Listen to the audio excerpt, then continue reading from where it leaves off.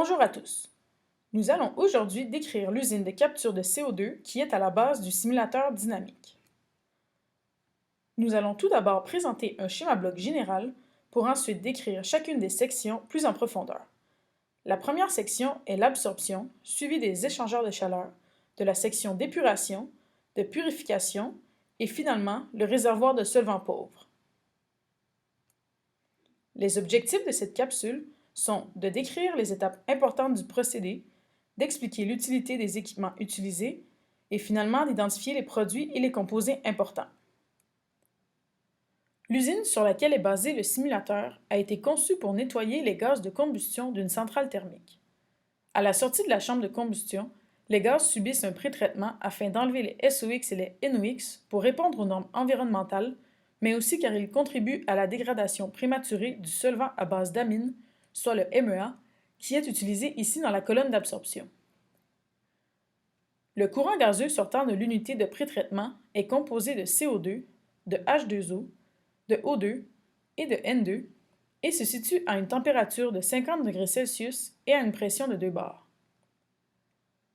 Le CO2 et le MEA entrent en contact dans la colonne d'absorption et cette réaction a lieu afin de former du carbamate.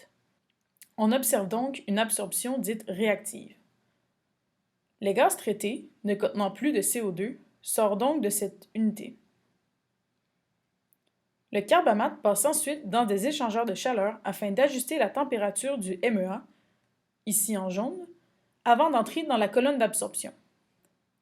Par la suite, le carbamate passe par la section d'épuration, constituée d'une colonne de désorption, aussi appelée colonne de stripping. Dans cette colonne, le carbamate va se dissocier afin de reformer le CO2 et le MEA. Celui-ci pourra alors être récupéré dans la colonne d'absorption en début de procédé. Le courant de CO2 passe ensuite dans l'unité de purification afin de faire condenser le plus possible le MEA et l'eau restant. Ce courant de solvant pauvre est alors acheminé au réservoir, tout comme le courant pauvre sortant de la section d'épuration. Des courants d'eau et de MEA pur sont alors ajoutés au réservoir de solvant pauvre afin d'obtenir les concentrations souhaitées et ainsi fournir un courant de MEA aux échangeurs de chaleur pour ensuite le diriger vers la colonne d'absorption. On observe ici un schéma plus détaillé du procédé. On peut voir la colonne d'absorption à gauche et par la suite les échangeurs de chaleur au centre.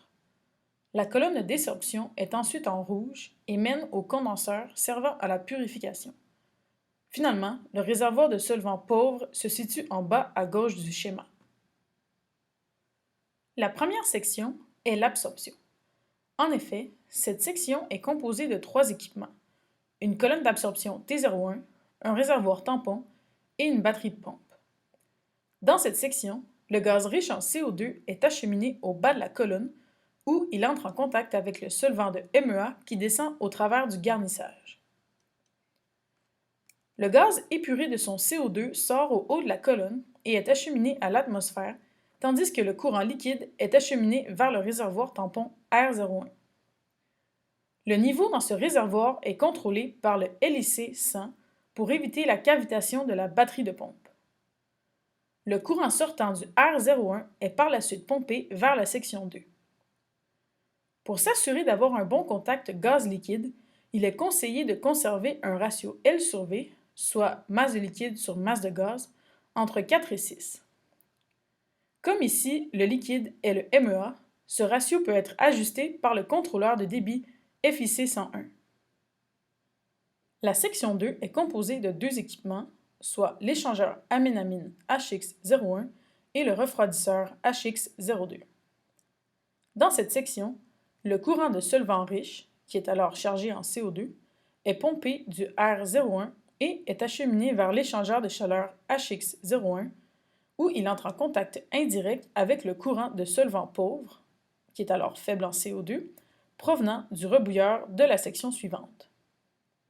Ce transfert thermique permet au solvant riche de passer de 55 à 100 degrés Celsius avant d'être acheminé à la colonne d'épuration T02. Ceci permet aussi de diminuer la température du solvant pauvre, qui passe alors de 120 à 70 degrés Celsius. Par la suite, afin de diminuer encore plus sa température, le solvant pauvre va être acheminé vers l'échangeur de chaleur HX02 où il est refroidi à 50 degrés Celsius avant d'être réacheminé au sommet de la colonne T01. Il est important que le courant acheminé à l'absorbeur soit d'une température relativement faible afin de favoriser son potentiel d'absorption.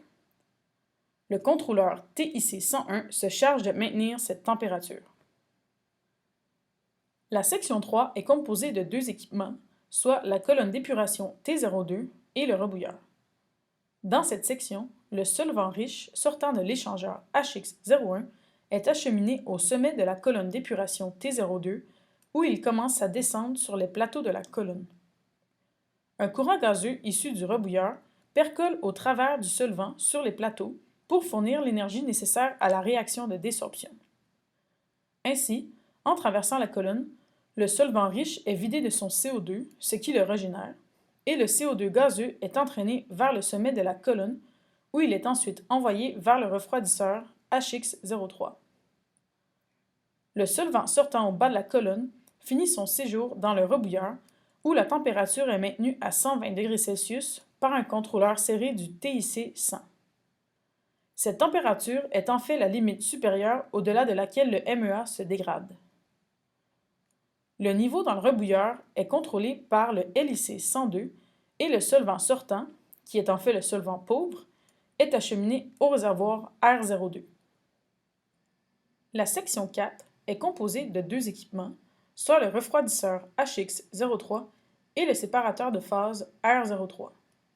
Dans cette section, le mélange gazeux, alors constitué de vapeur d'eau et de CO2, sort de la colonne T02 et est envoyé à l'échangeur HX03 où il est refroidi jusqu'aux alentours de 40 degrés.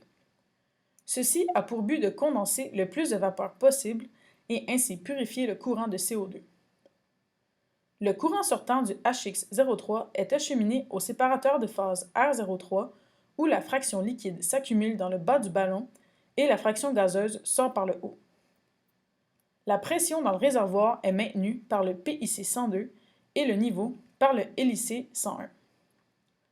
La sortie liquide est dirigée vers le réservoir R02 et la sortie gazeuse est en fait le produit final souhaité, soit le CO2 pur. La section 5 est composée de deux équipements, le réservoir R02 et une batterie de pompe. Dans cette section, le courant de solvant pauvre sortant du réservoir R03 est acheminé dans le réservoir R02 où il est ensuite pompé pour ensuite être acheminé à l'échangeur aménamine HX01. Ce réservoir est aussi l'équipement où est fait l'appoint en eau et en MEA. En effet, des quantités non négligeables d'eau et de MEA sont perdues lors de l'opération normale.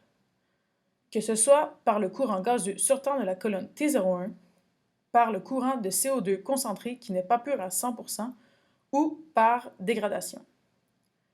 Le niveau dans le réservoir est donc contrôlé par le LIC 103 qui ajoute de l'eau d'appoint lorsque le niveau est sous la consigne. Quant à la concentration en MEA, elle est contrôlée par le XIC 100, un analyseur de composition qui ajoute du MEA jusqu'à ce que la concentration désirée soit atteinte. Nous avons donc réussi à expliquer chacune des 5 sections et ainsi mieux comprendre tous les liens qui sont présents entre elles. Nous pouvons donc dire que tous les objectifs de cette capsule ont été atteints, puisque toutes les étapes importantes du procédé ont été décrites, l'utilité des équipements a été bien expliquée et que les produits et les composés importants sont identifiés. Merci beaucoup!